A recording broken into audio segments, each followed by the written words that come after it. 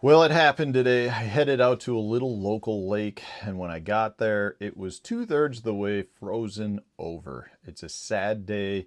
I ended up having to pull out of that parking lot and kind of backtrack to a little bit bigger lake that was still open. Generally speaking, if I can fish open water until Thanksgiving on the bigger lakes, I'm generally a pretty happy camper.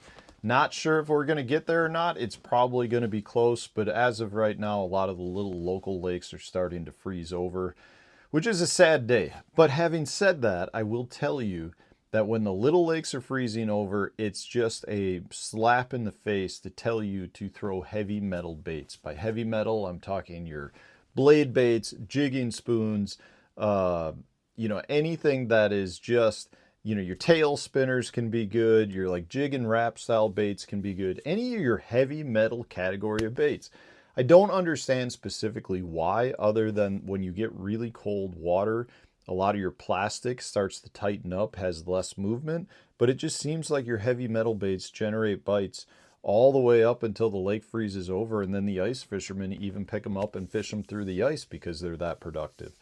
There's something special about them when the water's really cold. So today I wanted to walk you through some of my favorite ones, just give you kind of a reasoning as to where and when I like to throw each one. Before I do get into that, I want to remind you though that I do have a members only channel. So if you're looking for more content from me, live stream, monthly videos, direct access to me, check out my members only page, click the join button, find out everything you need to there. As well as, if you want to support the channel in another way and you're looking to purchase tackle, please use my Tackle Warehouse affiliate link, which I'll put in the video description. Every, little bit I make from that goes right back into making content for YouTube, so that's very, very much appreciated. You can also bookmark that link for future purchases as well. And I'll put links for these baits in the video description, assuming Tackle Warehouse carries them all, which I believe they do, but I'm not 100% positive. Anyways, so let's get into these baits. For a long time, this guy right here, I think, was considered kind of the gold standard. This is the Silver Buddy. For years, there's been blade baits around for a long, long period of time. Things like the Silver Buddy, things like the Head and Sonar, the Cicada. They've been around for a while. They catch a lot of fish. But I feel like the Silver Buddy has always been considered like the cream of the crop, and still is to this day. This is a bait that I will take out and I will fish all of the time. It's always one I have tied on if I'm going out and I'm fishing heavy metal baits. Really like it. Have caught fish all over the country on it, but it's just one of my favorite cold water baits and still is to this day. But I will say there have been a lot of innovation in this category over the past, I'm going to say roughly 5 years. So, you've got a lot of other choices now that work really well at the same time. One of those is this guy. This is the Depth Circuit Vibe. This is a really good bait, giving a different presentation than your Silver Buddy blade bait, your traditional blade bait. So if you were to look at this, you can see the weight is mostly on the head of the bait. So when you pull it, you get a much wider tail kick. Well, a lot of the current ones on the market aren't the same way. So the Circuit Vibe, you can see, is more belly weighted. So when you pull it, it doesn't necessarily kick like that as much as it almost kicks side to side. So you get more of a tighter vibration, but it's more of a whole bait side to side versus that tail kick. Completely different look and feel in the water.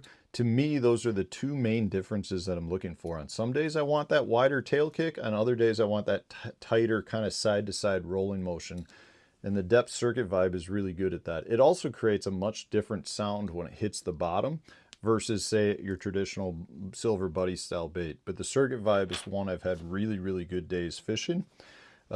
Along the same lines as that belly kick, this is the Berkeley Vibrato. This is a really popular bait with a lot of ice fishermen, really popular with a lot of your walleye fishermen, but I assure you it's a very, very good bass bait as well. Along the same lines, you can see it's very much belly weighted. You can see the belly flares out, so when you pull it, you get much tighter of a belly side-to-side vibration versus your tail kick. Again, this one really is good for me if I'm fishing vertical so I can fish straight up and down versus like your blade baits. Yes, you can still do that, but I feel like if you have a vertical presentation, your side to side belly wobble just tends to perform better. But it's another bait that has really good hookups. It comes in a bunch of different sizes from really small to much bigger. Just allows me to have a presentation that's different than a lot of the other blade baits. Now, if I'm looking for a bigger movement, a bait that has a lot more tail kick, that's when I'll pick up this guy. This is the steel shad.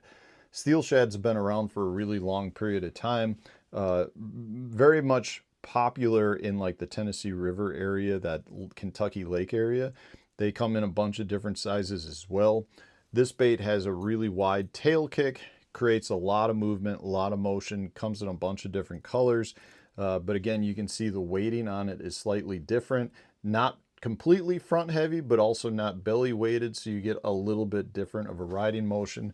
This bait has a lot of pull to it, just gives a lot of movement. So generally, if I'm fishing more off-colored water, the steel shad is one I tend to prefer. You know, if I'm fishing my natural lakes in this area, some of the lakes have 15 to 20 foot of visibility, but this bait really shined more on your river type techniques, your Tennessee River system, or rivers like the Wisconsin River, where I've got a little bit more watercolor, need a little bit more vibration. And I think that's why the steel shad has been so popular in some of those places. And then last but not least, I gotta have a jig and wrap. Jig and wraps are really good baits at allowing me to fish vertical over the structure that I'm fishing. So maybe I'm fishing a deep rock pile with a couple isolated boulders, or maybe there's a brush pile or a fish crib, or maybe over the tops of trees. I can get right over the top and suspend this. This is a bait where, you know, I'm usually not imparting a whole lot of motion. Some people like to snap them. Some people like to cast them and really snap them back to the boat. I like to suspend it and let the bait just kind of have a natural movement gliding around down there over the target that I'm fishing. You know, if I've got a boulder, I'll suspend it right over the top of the boulder. It's almost a presentation where I'm trying to just coerce the fish into biting because the bait's not going anywhere. It can be a deadly presentation in your cold water periods. And these are the baits that I really like. So I'd love to hear from you guys as well. What are some of your favorite blade baits or heavy metal baits? I know a lot of people are big fans of like the Demiki Vault, the Berkeley Thin Fisher. Those are a couple other good ones. The Jackal Jaw Knocker's a good one. There's a lot of good options now. It's not like in the old days where there were only a couple of brands. Most companies now have them, and a lot of them are really good. So I'd love to hear from you guys as well. Hopefully you enjoyed today's video. If you did, hit the like button, subscribe to the channel if you haven't already, and stay tuned. We'll have a new video coming out tomorrow.